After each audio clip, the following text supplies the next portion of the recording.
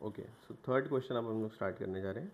Third question में जैसे आप देखेंगे यहाँ पे लिखा हुआ है in the figure 3.79 O is center of the circle. O ये रहा सर्कल का क्या हो गया, सेंटर सर्कल। और फिर आगे लिखा है and B is the point of contact. तो बी आपको एक पॉइंट दिख रहा है which is point of contact. अब आपको याद हो तो पॉइंट ऑफ कॉन्टैक्ट वो पॉइंट होता है जहाँ पे टेंजेंट टच करती है। इसका मतलब ए बी क्या हो जाएगी, टेंजेंट हो जाएगी। तो मैं यहाँ पर मेंशन कर देता हूँ कि हमारी जो लाइन ए बी है वो क्या हो गई, वो टेंजेंट हो गई। कौन सी लाइन, ए बी वाली, है ना। इसे अपन हाईलाइट भी कर देते। आप देखेंगे ये वाली लाइन को हम लोगों ने क्या बोल दिया है, टेंजेंट। ये टेंजेंट है और जो दूसरी लाइन आपको दिख रही है जो सर्कल को कट कर रही है वो ये वाली लाइन है। तो इस लाइन को हम लोग बोल सकते हैं सीकेंट। सीकेंट में अगर आप ध्यान से देखेंगे तो सर्कल के अंदर का एक हिस्सा आपको दिखता है ये वाला। तो ये हो जाती है बेटा कॉर्ड। ओके, तो अब क्वेश्चन में आगे देखिए आपके पास क्या लिखा हुआ है।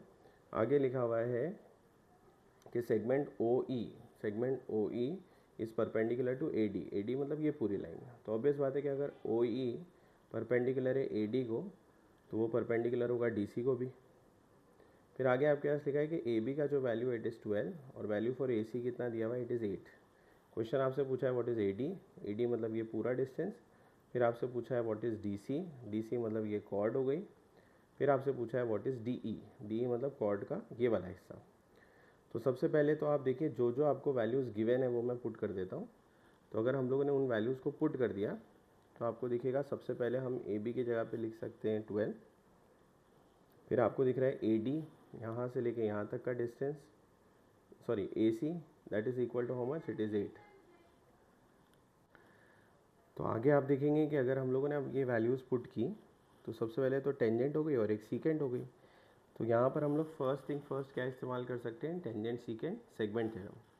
तो अगर आपको याद है तो हम ऐसे लिख सकते हैं कि A B is the tangent. A B जो है वो क्या हो गई, टेंजेंट। ए डी जो है, ए डी जो लाइन है वो है सीकेंट।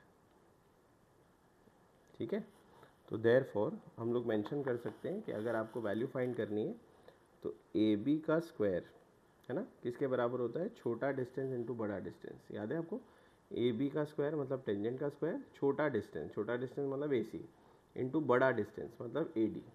तो यहाँ पे हम लोग लिख रहे हैं it is A B square is equal to A C into हमारे पास क्या आ जाएगा, ए डी आ जाएगा। फिर आप वैल्यूज़ पुट करें। तो अगर आपने वैल्यू पुट की तो आपके पास ए बी की जगह पे क्या लिखा जा सकता है, 12। ए सी की जगह पे हम लोग क्या लिख सकते हैं, हम लोग लिख सकते हैं वैल्यू इज़ 8। तो ए बी की जगह पे हम लिख रहे हैं 12, 12 का स्क्वायर। ए सी जो है वो 8 है और इंटू हम लोग मल्टीप्लाई कर रहे हैं ए डी। तो अगर आपने सिंप्लीफाई किया तो ये हो जाएगा 144। ये हो जाएगा 8 इंटू क्या होगा, ए डी। तो अगर आपको ए डी फाइंड करना है तो हम लोग लिख सकते हैं it is equal to 144 upon 8।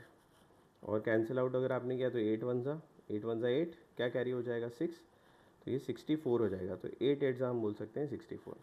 इसका मतलब आपके पास ए डी का जो वैल्यू है वो टोटल इक्वल टू कितना आ गया, इट इज़ इक्वल टू 18। तो ये बनता है मेरा पहला आंसर। क्या फाइंड कर लिया हम लोगों ने, ए डी। अब जैसे जैसे जो जो आप फाइंड करते जाएँ उसे आप हमेशा लिखते जाइए। तो क्योंकि मुझे ए डी मिल गया है, ए डी मतलब ये पूरा और ये कितना हो गया, इट इज़ इक्वल टू 18। तो अब आप ध्यान से देखेंगे कि हम ऐसे बोल सकते हैं कि जो ए डी है, जो कंप्लीट ए डी है वो किससे मिलकर बना है। तो हम ये कह सकते हैं कि ए डी जो है वो मिलकर बना है ए सी प्लस सी डी से, ए सी प्लस सी डी से। नाउ चेकआउट दिस के पूरा जो ए डी है उसको 18 आप बोल दें, ए सी जो है उसको आप 8 बता दें और प्लस क्या लिख सकते हैं, सी डी। तो अगर आपने सी डी को यहाँ पर रखा तो आपको दिखेगा ये 18 माइनस 8 हो जाएगा और 18 में से 8 अगर चला गया तो सी डी का वैल्यू आ जाएगा, that is equal to how much, it is equal to 10। अच्छा, ये हम क्यों लिख पाए, बिकॉज ए सी और डी ये तीनों क्या थे, कोलिनियर थे। तो ये हो गया आपका क्वेश्चन नंबर 2 का आंसर। ओके, अब लास्ट बच जाता है, that is what, it is third question. Third question में उसने आपसे पूछा what is A D, sorry D E. तो बेटा 9th स्टैंडर्ड में हमारे पास एक प्रॉपर्टी थी कि अगर हम कोई परपेंडिकुलर बनाते हैं कहाँ से, सेंटर ऑफ द सर्कल से कॉर्ड तक, तो कॉर्ड जो है वो बाइसेक्ट हो जाती है। इसका मतलब हम लोग यहाँ पर ऐसे लिख सकते हैं कि जो ओ ई है वो किसको परपेंडिकुलर है, it is perpendicular to D C. और अगर ऐसा है तो जो डी ई होता है वो किसके बराबर हो जाता है, ई सी के। और दोनों किसके हाफ हो जाते हैं, it is half of DC। ये प्रॉपर्टी है। तो इसके लिए आपको एक बड़ा सा रीज़न लिखना पड़ता है। रीज़न है perpendicular drawn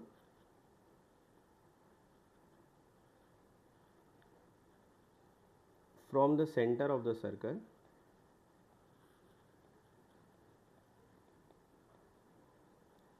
to the chord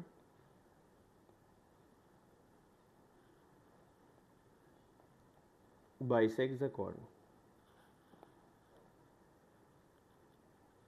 okay अब ये अगर आपने लिख दिया तो आपको दिखेगा कि अब अगर मुझे DE फाइंड करना है तो हम कह सकते हैं DE is half of DC, और DC या CD एक ही बात है, तो इसकी जगह पे लिखा जा सकता है DC की जगह पे 10, और 10 का आधा क्या होता है, तो हम लिख सकते हैं कि DE जो है वो किसके बराबर हो गया, इट इज़ इक्वल टू 5। तो ये जो है आपका लास्ट क्वेश्चन का आंसर है। ओके तो आपसे सवाल पूछा था कि DC क्या है, तो वो हमने बता दिया। फिर आपसे सवाल ये पूछा था कि what is value for AD, वो भी हमने बता दिया। ठीक है, this completes your question. Thank you.